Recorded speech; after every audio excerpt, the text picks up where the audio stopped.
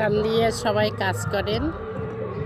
সব বন্ধুদের বলছি, ছোটোখাটো বন্ধুদের, সবাই এই জায়গায় আসতে পারবে। আসা কোনো ঘটনা না। একবার আসতে পারলে সবাই দাঁড়িয়ে যাবে। একটু কষ্ট করো সবাই। আমি তো অসুস্থ মানুষ, তাও তো কষ্ট করি, অনেক কষ্ট করি। এর মধ্যে সবসময় মনে হয় সময়টা দিই, কিন্তু সময়টা দিতে পারি না।